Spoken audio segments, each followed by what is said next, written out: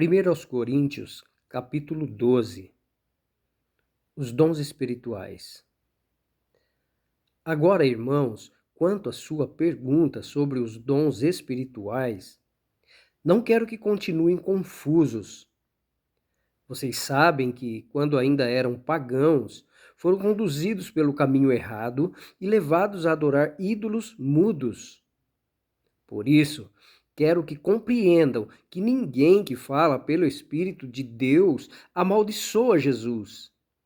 E ninguém pode dizer que Jesus é Senhor a não ser pelo Espírito Santo. Existem tipos diferentes de dons espirituais, mas o mesmo Espírito é a fonte de todos eles. Existem tipos diferentes de serviço, mas o Senhor a quem servimos é o mesmo.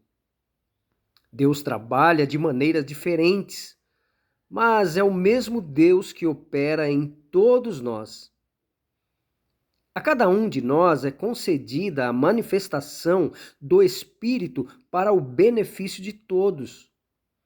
A um, o Espírito dá a capacidade de oferecer conselhos sábios. A outro, o mesmo Espírito dá uma mensagem de conhecimento especial. A um, o mesmo Espírito dá grande fé. A outro, o único Espírito concede o dom de cura. A um, ele dá o poder de realizar milagres. A outro, a capacidade de profetizar.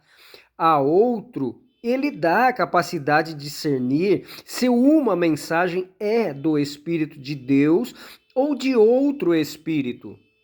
A outro ainda dá a capacidade de falar em diferentes línguas, enquanto a um outro dá a capacidade de interpretar o que está sendo dito. Tudo isso é distribuído pelo mesmo e único Espírito que concede o que deseja a cada um. O corpo humano tem muitas partes, mas elas formam um só corpo. O mesmo acontece com relação a Cristo.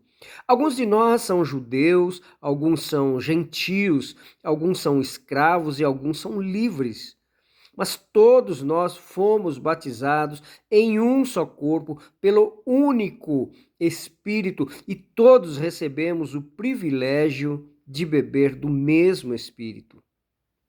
De fato, o corpo não é feito de uma só parte, mas de muitas partes diferentes. Se o pé diz, não sou parte do corpo, porque não sou mão, acaso por isso deixa de ser parte do corpo?